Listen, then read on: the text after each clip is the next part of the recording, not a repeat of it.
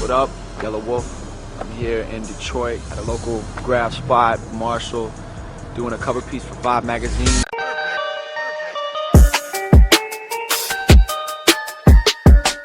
What up guys, it's your boy Ali, and welcome to Hip Hop Forever. Now in 2009, rumors suggested that Slaughterhouse was making negotiations to sign to Shady Records. The group made a cameo in Drake's Forever video, which came out later that year, and for most people their appearance in Drake's video confirmed the rumors to be true. On June 18, 2010, Eminem released his comeback album called Recovery, and it sold 741,000 copies in the first week. The success of this album gave Eminem the momentum he needed to put the spotlight on other artists, and on January 12, he signed Slaughterhouse and Alabama's own Yelawolf to Shady Records.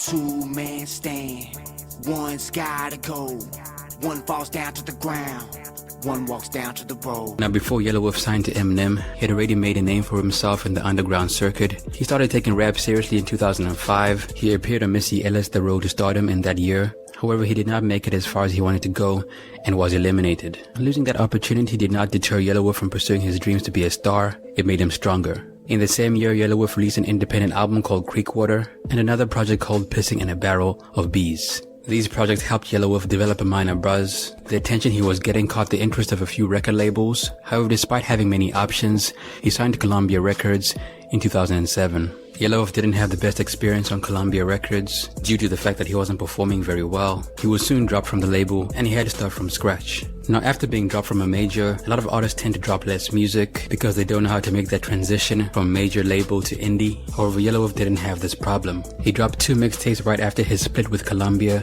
called Ball of Flames, The Ballad of Slick Rick E. Bobby, and Stereo, a hip-hop tribute to classic rock. Yelawolf was on his way up. He was starting to gain more recognition for his skills, and as a result he signed a deal with Ghetto Vision Entertainment in 2009 where he dropped his debut EP called Arena Rap.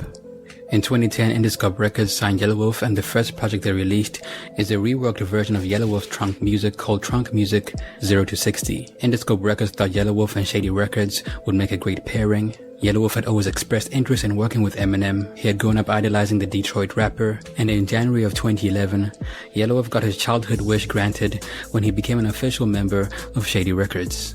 Legendary artist that could ever be. So fortunate, but I busted my motherfucking ass. I took a demo tape of Marshall Mathers that I found in New York in 2000, and I stole it from a record label,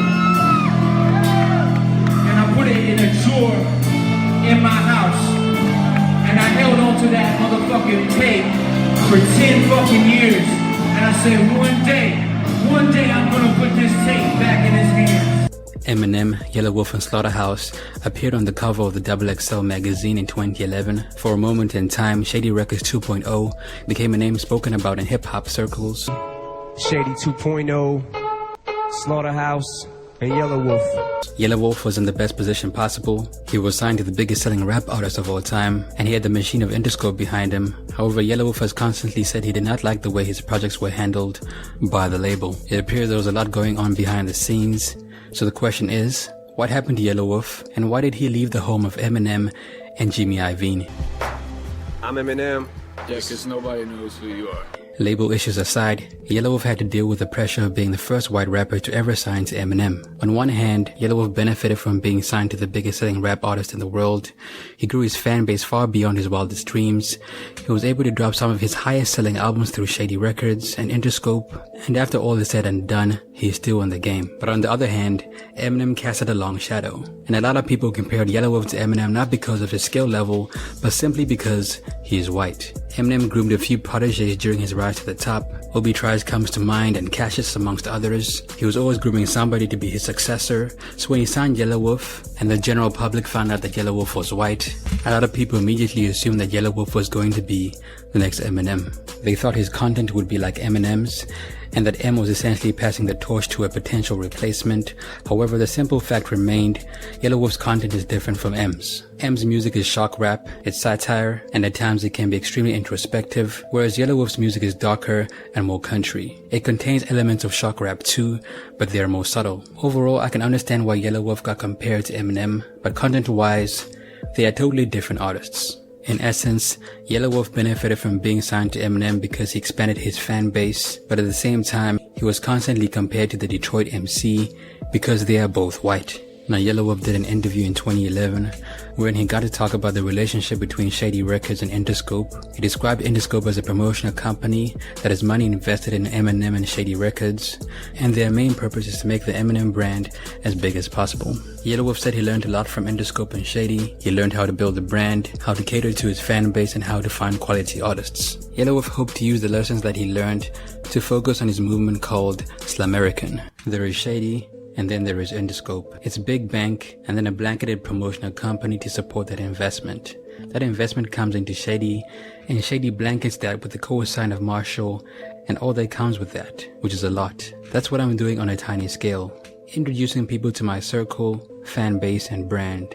Just letting it be what it is. If you like it, you like it. If you pass on it, you pass on it. It's not like spending payola to get radio spins.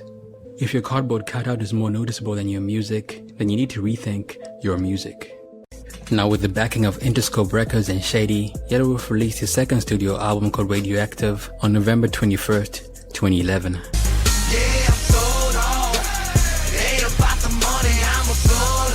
Radioactive was his first release on Shady Records.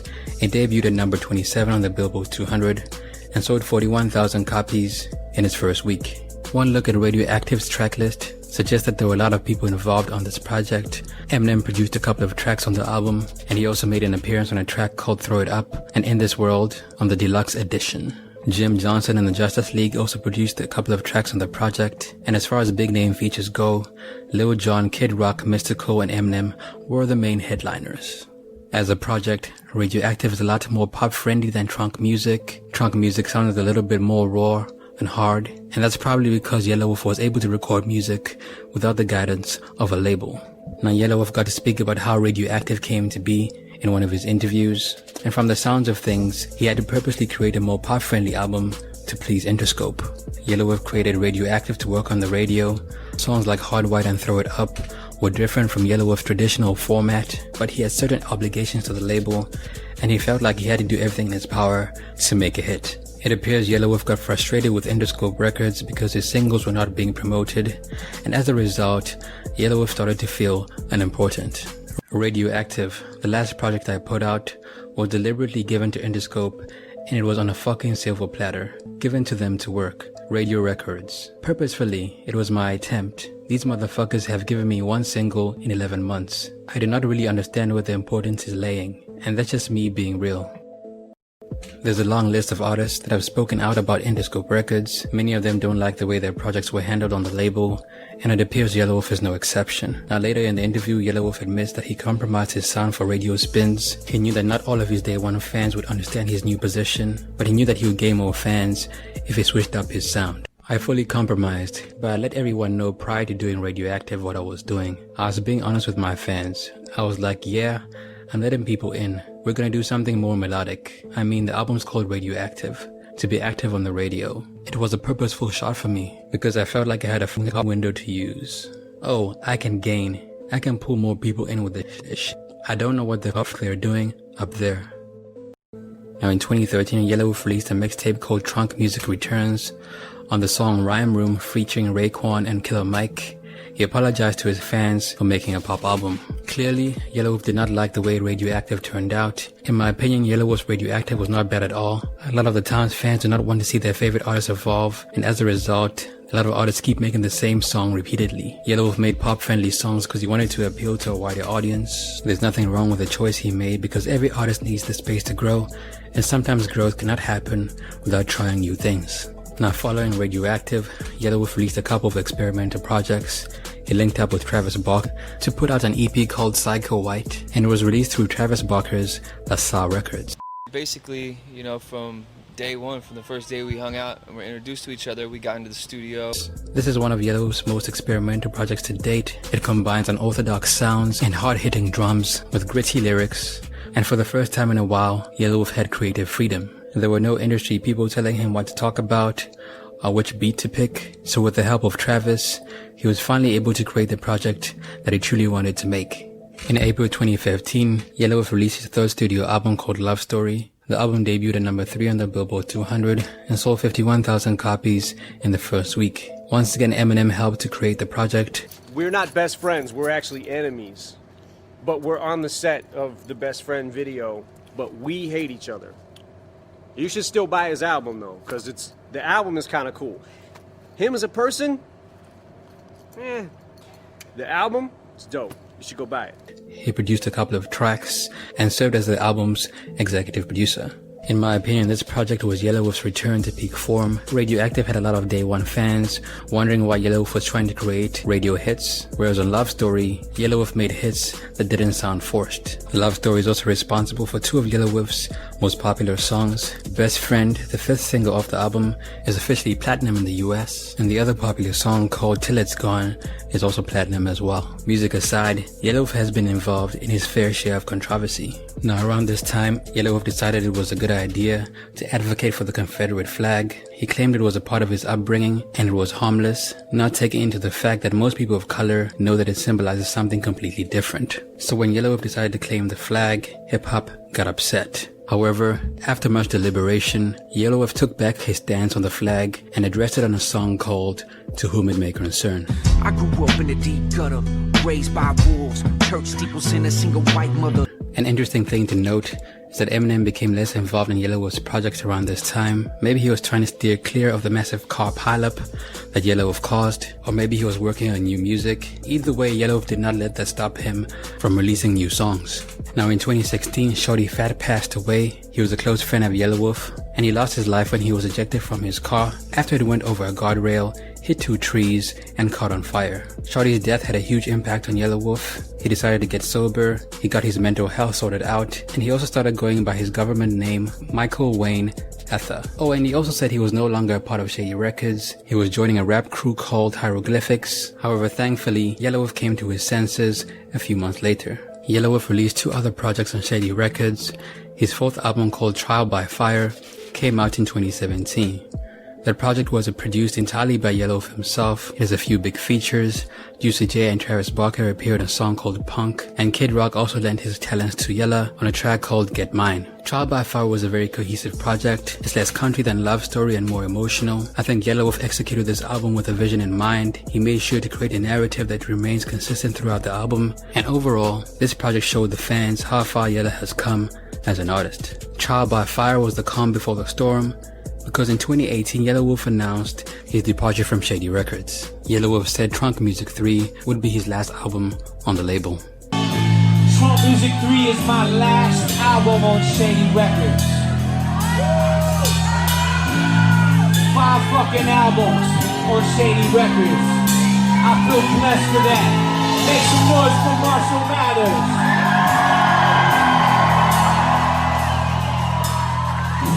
Yelawolf and Shady Records parted ways in good terms. Yelawolf has nothing but positive things to say about Eminem, because at the end of the day, he's thankful that Eminem gave him a shot. Yelawolf has constantly spoken about making music his own way. He's not the type of artist that wants other people's opinions to influence his music. He believes music is art, and that belief is something that a lot of artists lack nowadays. On March 29th, 2019, Yelawolf released his last album under Shady Records and Interscope, called Trunk Music 3. The project came in at number 28 on the Billboard 200 and sold 18,767 copies in the first week. Clearly, Yelawolf went back to his southern roots. The album contains elements present in his earlier work, a contrast to the hip-hop country fusion that were present on his previous albums. In that same year, Yelawolf released his first album since his time with Shady, called Ghetto Cowboy. He recorded this album while recording Trunk Music 3. He knew that once his Shady Interscope contract expired, people would be anticipating his next move, so he made sure to have Ghetto Cowboy ready for his fan base.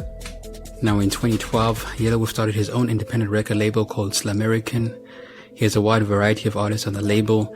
DJ Paul, Barbara Sparks, and Struggle Jennings come to mind, and he released Trunk Music 3 and Ghetto Cowboy on the label after he left Shady Records.